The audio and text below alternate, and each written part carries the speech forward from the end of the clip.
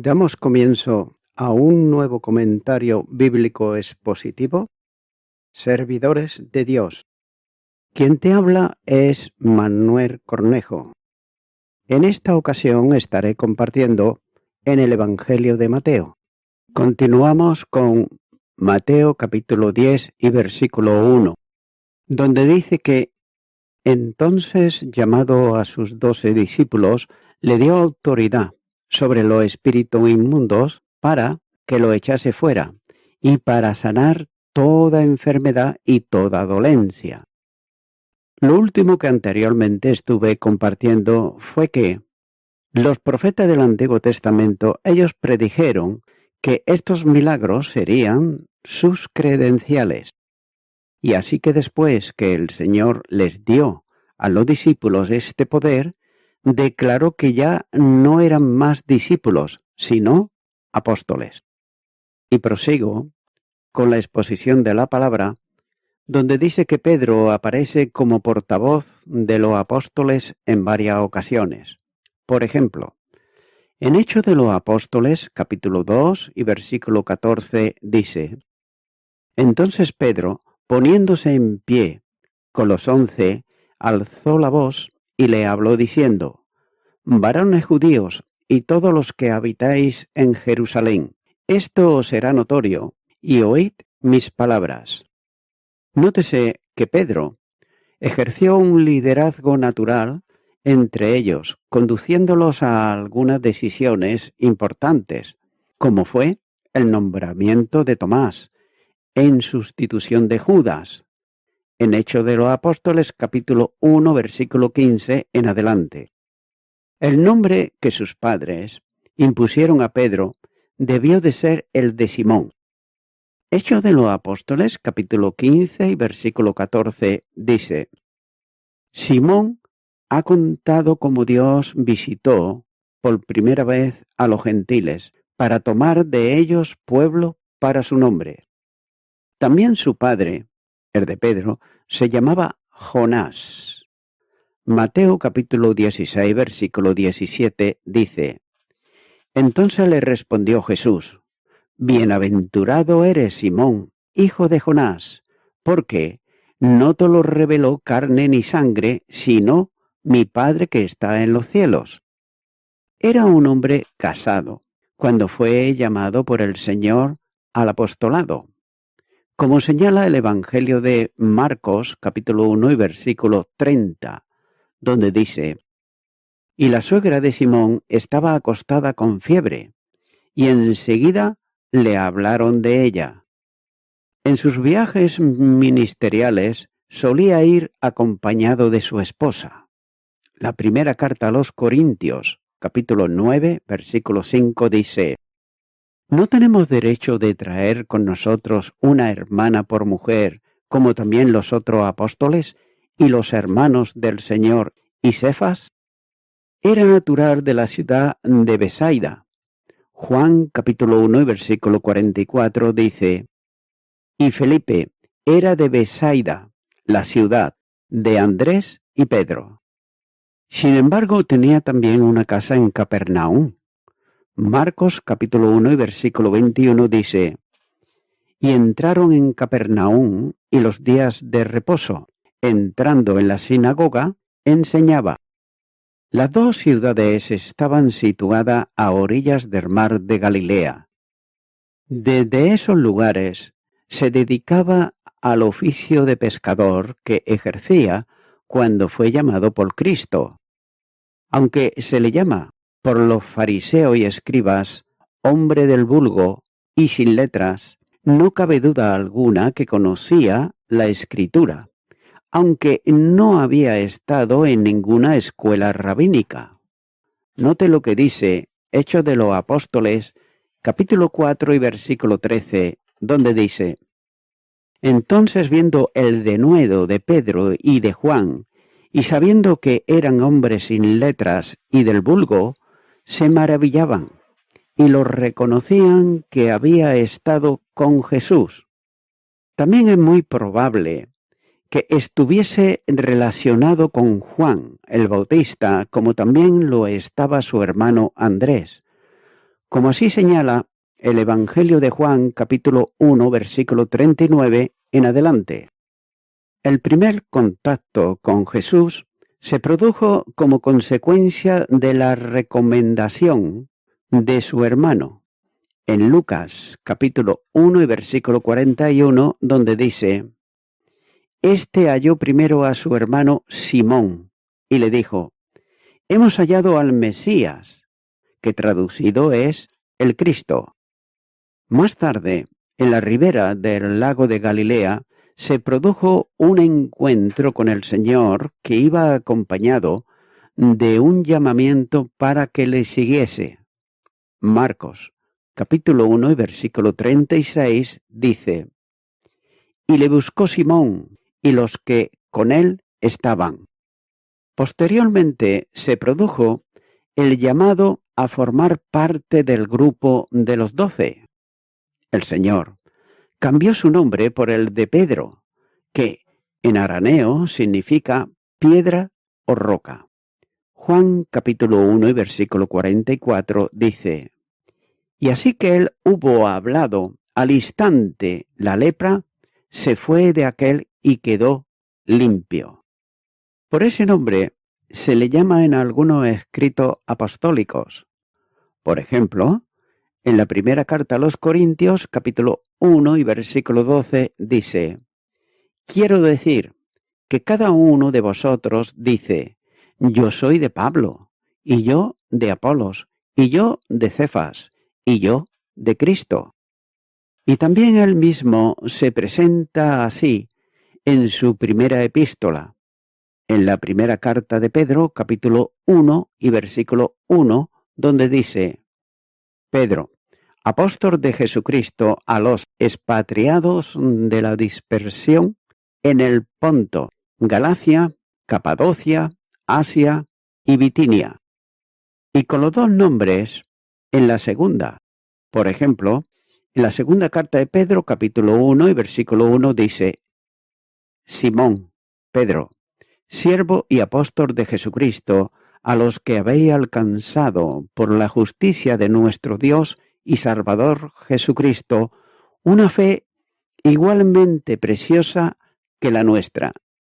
Así pues, Pedro formaba parte de aquel grupo llamado íntimo, formado por él, por Juan y Santiago. El Evangelio de Marcos, capítulo 5 y versículo 37 dice: Y no permitió que le siguiese nadie sino Pedro, Jacobo y Juan, hermano de Jacobo. Era un hombre, Pedro, de carácter impulsivo, ya que muchas veces su devoción por Jesús lo llevó a cometer acciones casi irreflexivas, ya que su impulsiva devoción se describe a menudo en los evangelios. Además, era un hombre que buscaba a Jesús para consultarle. Mateo, capítulo 14, versículo 28 dice: Entonces le respondió Pedro y dijo: Señor, si eres tú, manda que yo vaya a ti sobre las aguas. Pero note que era también un hombre que se comprometía con facilidad, bajo el impulso de sus compromisos con Jesús. Marcos, capítulo 26 y los versículos 31 al 34 dice: Entonces Jesús le dijo: Todos vosotros os escandalizaréis de mí esta noche, porque escrito está: Heriré al pastor y las ovejas del rebaño serán dispersadas. Pero después que haya resucitado, iré delante de vosotros a Galilea. Respondiendo Pedro, le dijo: Aunque todos se escandalicen de ti, yo nunca me escandalizaré. Jesús le dijo: De cierto, te digo, que esta noche, antes que el gallo cante, me negarás 3 veces. Pedro era el portavoz del grupo de los apóstoles. Así pedía en nombre de todos explicación a lo que no habían entendido. Mateo capítulo 15 versículo 15 dice: Respondió Pedro, le dijo, explícanos esta parábola. Era también líder que conducía acciones de grupo apostólico, como la búsqueda de Jesús cuando se había retirado a solas para orar. Marcos capítulo 1 y versículo 36 dice, y le buscó Simón y los que con él estaban. Fue también Pedro el que dio testimonio de la deidad de Cristo, probablemente en nombre de los 12, aunque la revelación de la condición de Jesús se la comunicó el Padre. Marcos capítulo 8 y versículo 29 dice, entonces él les dijo, ¿y vosotros quién decís que soy? Respondió Pedro, le dijo, tú eres el Cristo. También en la transfiguración habló en nombre de los 3 que estaban presentes. Note, Marcos capítulo 9, versículo 5 dice, entonces Pedro dijo a Jesús, Maestro, bueno es para nosotros que estemos aquí y hagamos 3 enramadas, una para ti, otra para Moisés y otra para Elías. Pedro también hizo notar a Jesús el compromiso colectivo de los 12 en el seguimiento como discípulos, habiendo dejado todo para ello.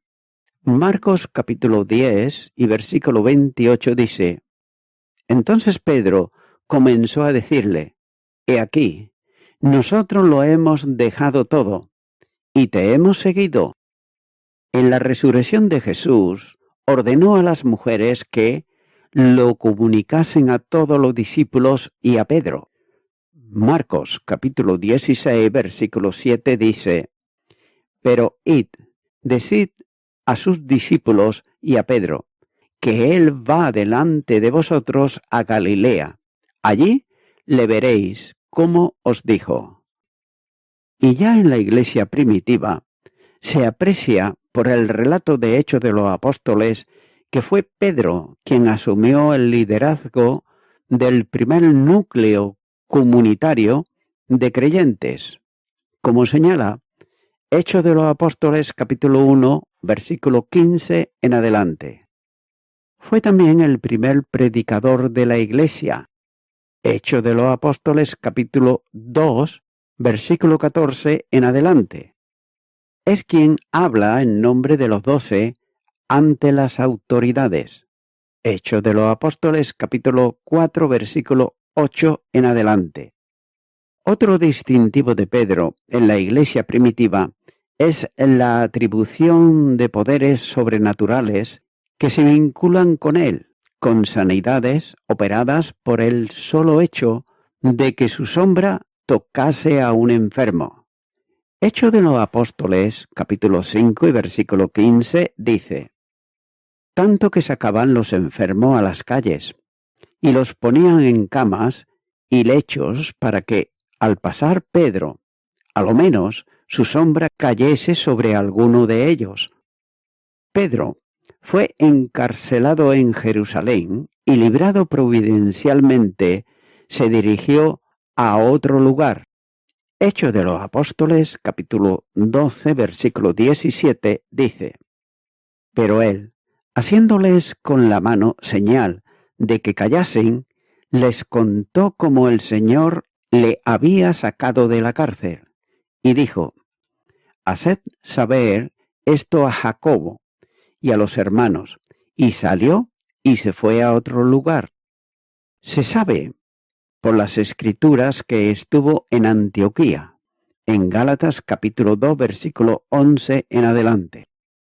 También estuvo muy relacionado con la iglesia en Asia Menor, como así señala, donde dice en la primera carta de Pedro, capítulo 1 y versículo 1, Pedro, apóstol de Jesucristo a los expatriados de la dispersación en el Ponto, Galacia, Capadocia, Asia y Bitinia.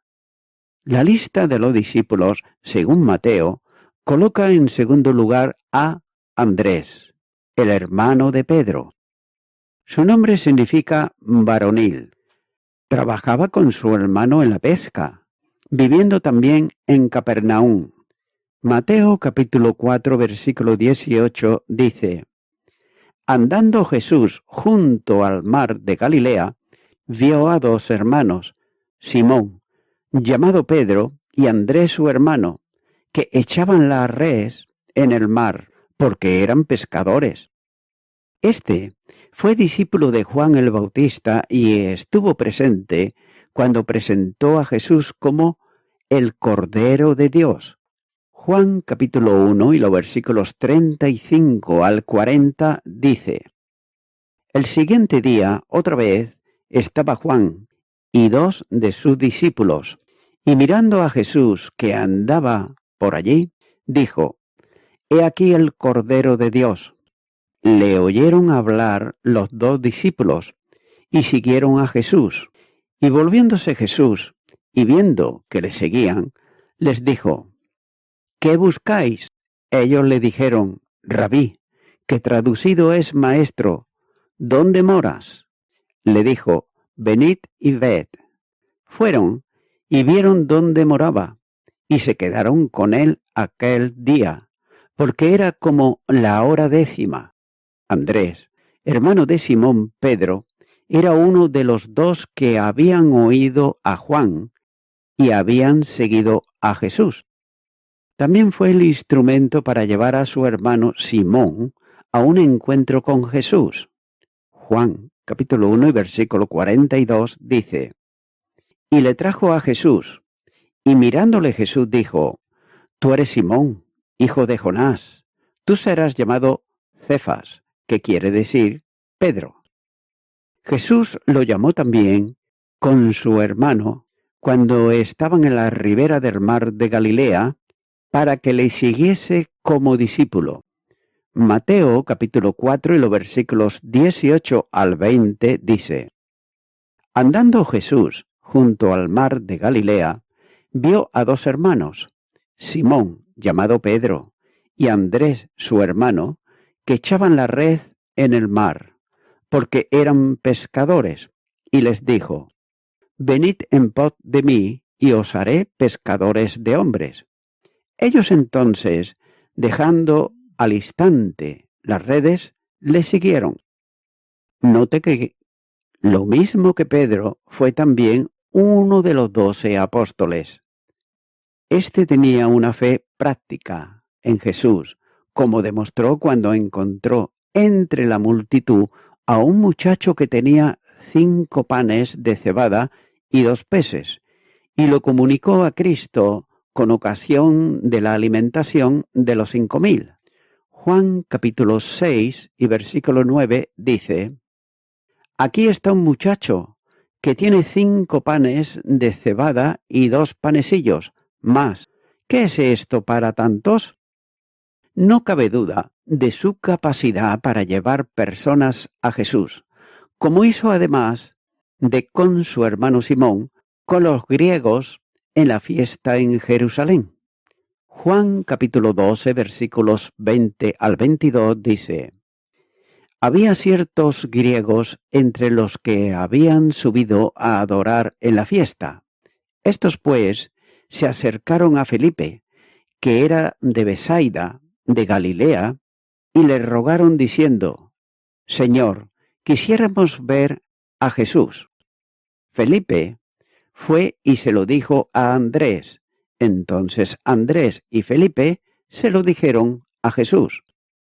Andrés, él formaba parte de los 4 discípulos que preguntaron a Jesús sobre los acontecimientos futuros que tenían que ver con Jerusalén y que dio lugar a lo que se llama el Sermón del Olivete.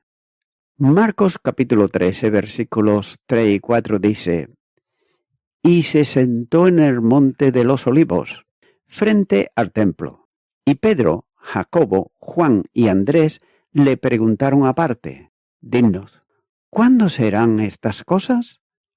¿Y qué señal habrá cuando todas estas cosas hayan de cumplirse? La última mención bíblica sobre Andrés ocurre en el relato de Lucas sobre los que estaban juntos esperando el descenso del Espíritu Santo. En Hechos de los Apóstoles, capítulo 1 y versículo 13, dice: Y entrados subieron al aposento alto, donde moraba Pedro y Jacobo, Juan, Andrés, Felipe, Tomás, Bartolomé, Mateo, Jacobo, hijo de Alfeo, Simón el celote y Judas, hermano de Jacobo. Y voy concluyendo con esto. Note que la lista de los 12 apóstoles está en todos los evangelios sinópticos. Por ejemplo, en Marcos capítulo 3, versículos 16 al 19, en Lucas capítulo 6, versículos 14 al 16, y en Hechos de los Apóstoles también, en el capítulo 1, versículo 13. Todas comienzan con Pedro y terminan con Judas Iscariote, excepto la última, pues Judas ya había muerto. Los 4 pescadores siempre están primero, aunque en diferente orden, ya que Mateo y Lucas lo presentan como un par de hermanos, y Marcos y Hechos de los Apóstoles presentan primero a Pedro, Jacobo y Juan, como el círculo íntimo, privilegiado, que estuvo presente en la resurrección de la hija de Jairo, también en el monte de la Transfiguración y en Getsemaní. Además, el segundo grupo de 4 nombres siempre comienza con Felipe y el tercero con Jacobo, hijo de Alfeo. Por tanto, las ligeras diferencias pueden verse comparando las listas. Amigo y amiga oyente, en todo este capítulo de Mateo, capítulo 10, se está hablando de lo que se denomina la Gran Comisión, es decir, de cómo Jesús llamó a los 12 y de cómo luego, más tarde, los envió a predicar el reino de Dios. Esta predicación del reino de Dios es el Evangelio, y el Evangelio significa buenas noticias. Buenas noticias para la persona que lo cree y también que lo recibe en su vida y en su corazón. Y es por ello que, mi amigo, mi amiga oyente, si aún no has creído, es bueno para ti que entiendas que el Evangelio no lo creó ningún hombre o ninguna institución. Mira lo que dice la palabra de Dios. En el Evangelio de Juan, capítulo 3 y versículo 16. Porque de tal manera amó Dios al mundo que ha dado a su Hijo unigénito, para que todo aquel que en él cree no se pierda, mas tenga vida eterna. Dios dio el primer paso para la salvación de tu alma, dando a su Hijo y dándolo en la cruz del Calvario. Es por ello que, mi amigo y mi amiga oyente, yo te invito a que de tu parte tú des el siguiente paso. Y el siguiente paso es recibir a Jesucristo como tu único y suficiente Salvador. Ora conmigo esta oración que voy a hacer, si así lo sientes, y repite y di conmigo. Dios eterno, te quiero dar muchas gracias por haber dado a tu Hijo en sacrificio vivo en la cruz del Calvario. Tu palabra dice que esa salvación que Él obtuvo en la cruz del Calvario es para todo aquel que cree en Él. Yo creo en Él y te acepto ahora, Señor Jesucristo, yo creo en Él y por ello te pido perdón por todos mis pecados, de los cuales me arrepiento, y te acepto en mi corazón y en mi vida como mi único y suficiente Salvador. En tu nombre, amén. Amigo y amiga oyente, si tú has hecho esta oración de corazón, te recomiendo que comiences a orar a Dios, en primer lugar, en el nombre del Señor Jesucristo. Orar a Dios no es rezar, sino que es hablar con una persona. También te recomiendo que leas la palabra de Dios y lo hagas a diario. Comienza, por ejemplo, con el Nuevo Testamento.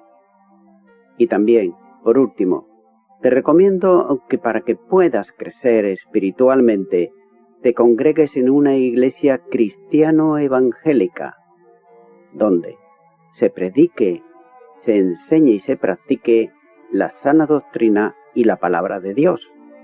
Congrégate ahí y con el tiempo podrás crecer espiritualmente y también servir al Señor Jesucristo. Que Dios te bendiga. Y a toda la audiencia, nuevamente ya me estoy despidiendo de todos ustedes y será hasta el próximo programa. Que Dios os bendiga a todos.